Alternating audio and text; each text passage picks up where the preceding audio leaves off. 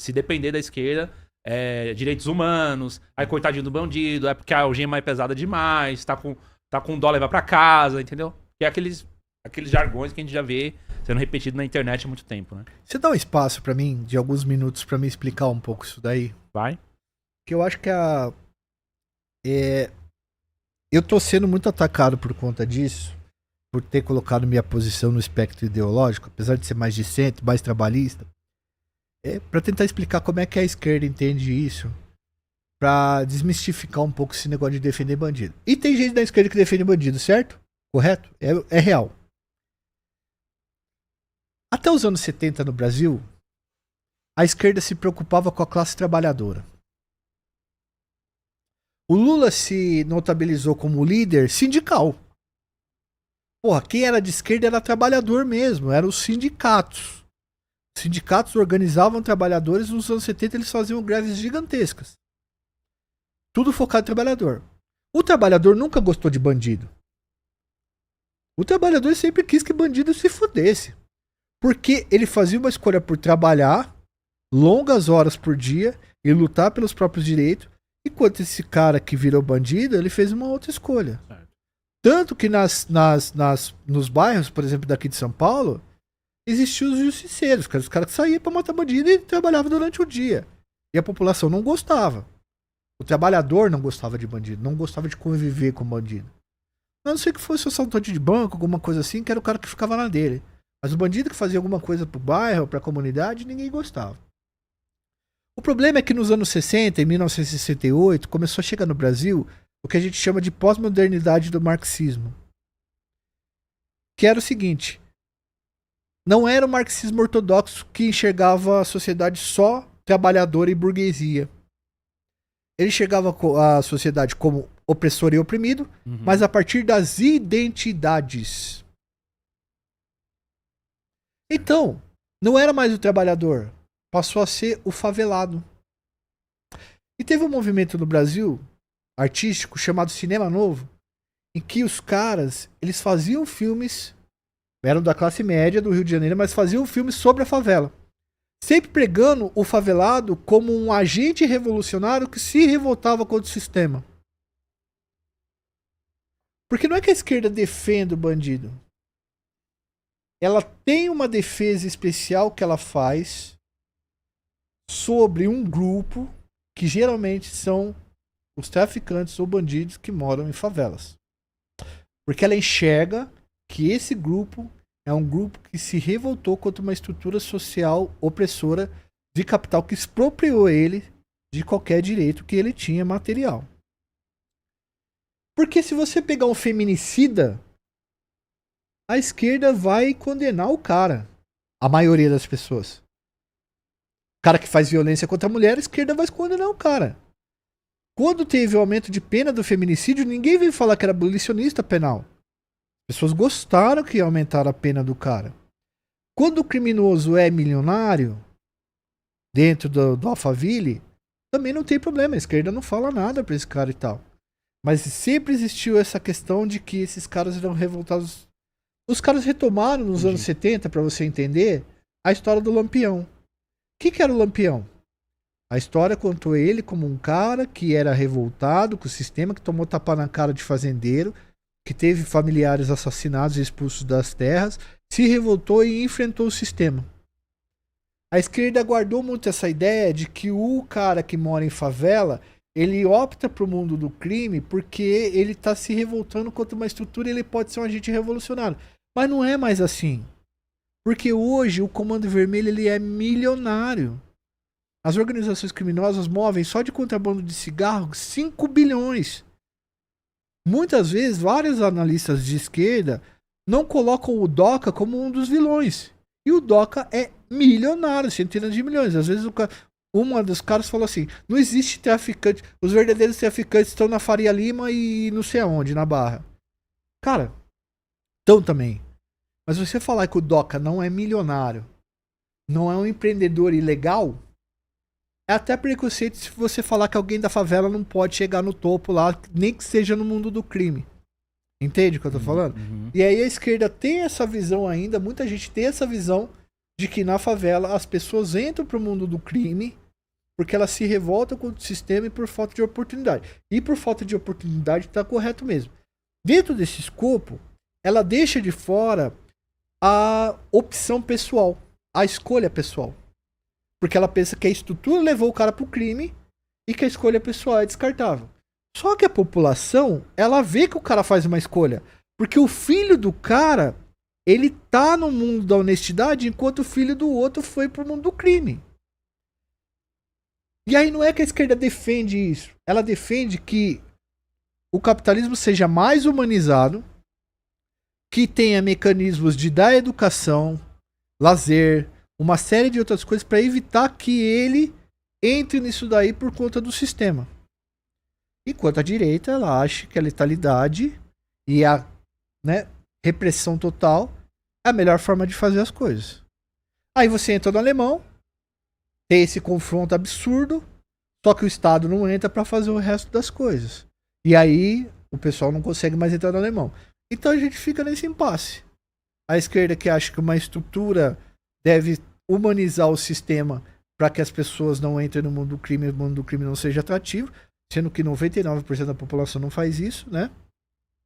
E a direita que muitas vezes opta pela letalidade como forma de resolver o problema. Você concorda que também tem um pouco de viés da forma como cada um interpreta, por exemplo, a realidade?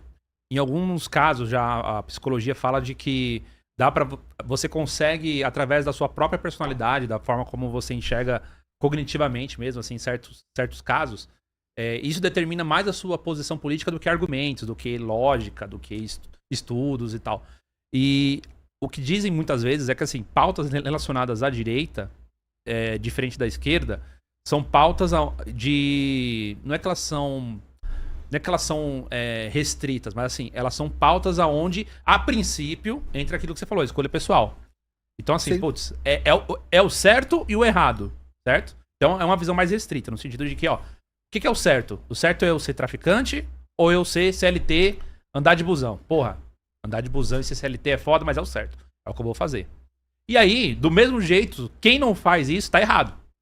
Tipo assim, a pessoa é traficante, porra, mas aí tem o que ela passou, a situação da vida dela, a família, estrutura, estado e tudo mais. Mas ainda é errado. Entendeu? Então, mesmo que você consiga levar em consideração todas essas questões que você colocou, as próprias pessoas, elas colocam você na caixinha de que você está errado. E uma pessoa errada, que acaba promovendo violência contra as pessoas que estão certas, está cometendo uma injustiça. E é por isso que ela, entre aspas, o discurso da letalidade ganha força. Então tem um detalhe também nesse quesito, que isso é uma coisa que em outros países que não estão em guerra civil, que nem o Brasil, com territórios tomados por facções e tudo mais, em outros países isso tem a ver, por exemplo, com imigração. Tem muita gente que a pauta hoje na Europa é essa questão migratória, que tá bombando na Espanha, tá bombando na Itália e tudo mais. Como que você lida com a imigração? Muitos deles, eles entendem que a imigração deve ser restringida e as pessoas devem ter, tipo, um passaporte muito mais rigoroso para poder entrar. E alguns dizem que é por causa dessa perspectiva. Às vezes a pessoa ela já tem uma predisposição política, entendeu? Por causa da sua personalidade, a comprar essa pauta. Então, alguns compram justamente o contrário. Entendeu? Então, tem gente que tem uma visão mais de que a própria estrutura, muitas vezes, molda e melhora o indivíduo. E tem pessoas que acreditam que, na verdade, não. Que acima de tudo, tem essa questão da decisão pessoal. Tem a questão da pessoa querer o caminho mais fácil. Tem a questão da pessoa achar que o errado vira certo, aonde ela tem poder, que o que ela muitas vezes quer ter poder, ter acesso a bens e a status e tal. Então, para alguns é uma estrutura social e para outros é uma estrutura moral, entendeu? Esse caminho. E aí e aí normalmente isso divide direita e esquerda, entendeu? Com certeza absoluta. Eu vi algumas pessoas de esquerda falando umas barbaridades. E aí eu fiquei pensando assim, falei, puta, mano, qual que é a mensagem que os caras passam pra população, né? Porque se você não conectar o teu discurso com a população, você não consegue nem falar com os caras. E aí você vai tomar um pau na eleição, mano. Entendeu? Você tem que se... Como que você vai se conectar? Veja. Hoje, os principais problemas de segurança pública das quebradas é o roubo de celular. Total. Eu vi um vídeo de uma senhorazinha e um senhor no ponto de ônibus. Que geralmente é sempre no ponto de ônibus, porque o cara tá parado ali, né? É a oportunidade. É. Vê os caras numa moto, desce, pá. Aí vai dar uma geral no tiozinho. Tiozinho, cabelo branco, pô. Vai dar uma geral no tiozinho, dá uma geral, não tem nada com o tiozinho. Ele empurra o tiozinho, dá um coração lá, o tiozinho cai pro chão. Acho que até quebrou alguma costela, alguma coisa. E aí ele mete a arma na cara da senhora, pega o celular dela, sai. Não contente, ele volta, pega a bolsa e pá. Cara, eu acho que os dois nem conseguiram voltar pra casa. Porque os caras levou as coisas mesmo, não deixou um passe, não deixou nada, porque levou todas as coisas dela. Certamente que o cara não tinha nada, porque o cara deu uma geral nele. Pô, como é que você vai chegar pra esses caras, pra essas pessoas, e você vai falar de segurança pública? E aí a direita oferece uma letalidade pro cara, não, tem que matar ou tem que prender esse cara pro resto da vida. Obviamente que no calor da hora ali, no ódio que o cara tá, ele vai abraçar isso daí. Por quê, cara? Porque hoje você tomar um celular de um pobre é você tirar a conexão dele com a própria família, mano. Às vezes o cara consegue conversar com a família durante o serviço, que trabalha do 6 para 1, por causa do celular. Aí você toma dele. Pô, mano, às vezes naquele celular tem fotos que só tem ali, tem nudes da mulher do cara, tá ligado? Olha o desespero que o cara fica com roubo de celular. É. E você vai falar o que pro cara? O cara parcelou aquilo em 10 vezes e ele tem ainda um monte de boleto pra pagar. E foi levado embora dele. Só essas coisas. E aí, o que é a proposta que um lado tem? Ó, nós vamos matar esse moleque aqui ou nós vamos prender ele e deixar o resto da vida preso. E do outro lado você tem assim, não, nós temos que dar educação, porque o caminho não é esse, cadeia não salva ninguém e tal. Mano, quem que os caras vão ouvir? É foda, né? Lógico que é, mano. É.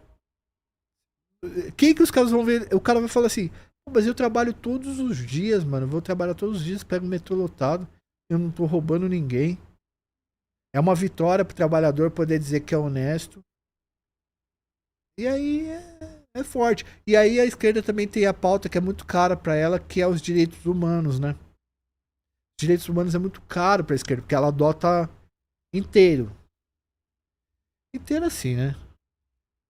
Eu sempre falo, tem um texto do Boaventura de Souza Santos que chama Se Deus fosse um militante ou ativista dos direitos humanos, depende da tradução. Que ele fala que os direitos humanos eles são usados também para cometer as maiores atrocidades. Como, por exemplo, os Estados Unidos cometem vários genocídios falando que vai levar a democracia para o lugar. Sim. É.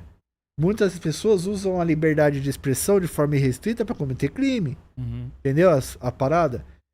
E eu acho que a esquerda não tá sabendo lidar com a defesa dos direitos humanos e o ódio que a população tá tendo do que tá acontecendo de violência e crime no cotidiano, mano.